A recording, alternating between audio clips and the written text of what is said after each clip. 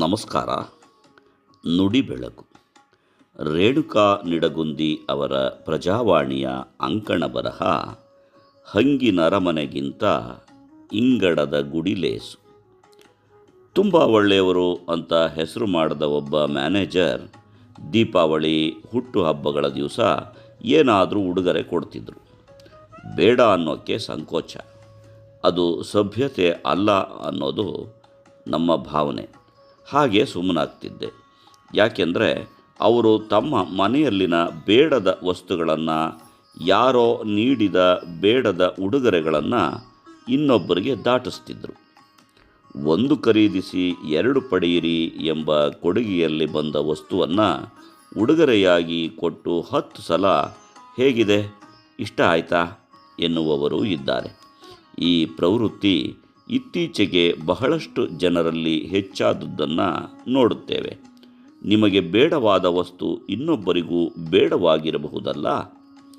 ದೀಪಾವಳಿ ಮನೆಯಲ್ಲಿ ಮಾಡಿದ ಚಕ್ಕುಲಿ, ಬೇಸನ್ನುಂಡೆ, ಶಂಕರಪೋಳಿ, ಕೋಡ್ಬಳೆ ಇವನ್ನೇ ನೆರೆಹೊರೆಯವರಿಗೆ ಹಂಚಿ ಅವರು ಕಳುಹಿಸಿದ ಫರಾಳವನ್ನು ನಾವು ಸವಿದು ಆನಂದಿಸುತ್ತಿದ್ದ ಕಾಲವಿತ್ತು.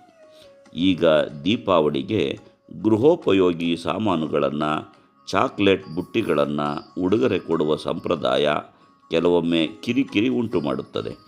ಮನುಷ್ಯನ ಸಣ್ಣತನ, ಕ್ಷುಲ್ಲಕ ವರ್ತನೆಗಳು ಗೊತ್ತಾದರೆ ಹೇಗೆನಿಸಬೇಡ.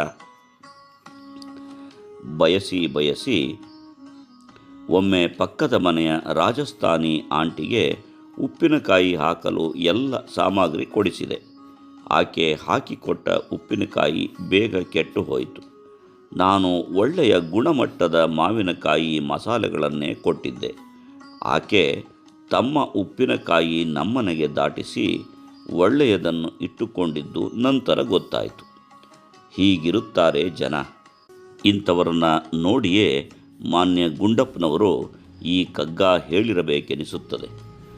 ನಗು ಮನದಿ ಲೋಗರ ವಿಕಾರಂಗಳ ನೋಡಿ, ಬಿಗಿತುಟಿಯ ದುಡಿವೊಂದು ನೋವ ಪಡುವೊಂದು ಪಗು, ವಿಶ್ವ ಜೀವನದ ಜೀವಾಂತರಂಗದಲ್ಲಿ ನಗುನಗುತ್ತ ಬಾಳ್ ತೆರಳು ಮಂಕುತಿಮ್ಮ ಅಂತ.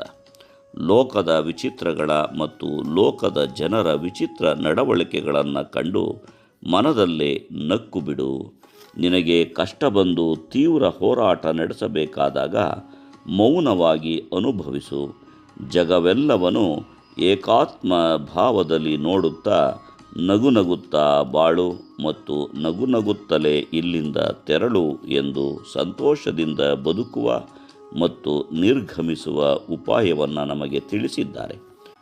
ಜಗತ್ತಿನ ಜನರ ಚಿತ್ರ ವಿಚಿತ್ರ ಭಾವಗಳಿಂದ ಕೂಡಿದ ನಡವಳಿಕೆಯನ್ನು ಕಂಡು ಟೀಕೆ, ಕುಹಕ ಮುಂತಾದವುಗಳನ್ನು ಮಾಡದೆ ಅವುಗಳನ್ನು ಪ್ರಕೃತಿ ಪ್ರಚೋದಿತ ತ್ರಿಗುಣಗಳ ಆಟವೆಂದು ಬಗೆದು ಮನದಲ್ಲೇ ಒಂದು ನಗೆಯನ್ನು ನಕ್ಕು ಸುಮ್ಮನಿರಬೇಕು. ಲೋಕದ ಡೊಂಕನ್ನು ತಿದ್ದಲು ಸಾಧ್ಯವಿಲ್ಲ. ಅದು ಇರುವುದೇ ಹಾಗೆ. ನಮ್ಮ ಮನಸ್ಸಿನ ಶಾಂತಿಯನ್ನು ಕಾಪಾಡಿಕೊಳ್ಳಲು ನಾವೇ ಬದಲಾಗುವುದು ಒಳಿತಲ್ಲವೇ? ಹೇಗೆ ಎಂದರೆ ಬಹಳ ಸುಲಭ.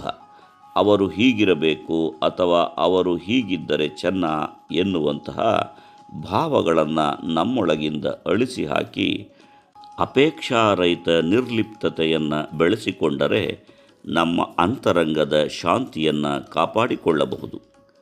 ಆದರೆ ಹುಲು ಮಾನವರಾದ ನಮಗೆ ಇಷ್ಟೆಲ್ಲ ನಿರ್ಲಿಪ್ತತೆ, ಸ್ಥಿತಪ್ರಜ್ಞ ಭಾವವನ್ನು ಸಿದ್ಧಿಸಿಕೊಳ್ಳುವುದು ಸುಲಭವೇ?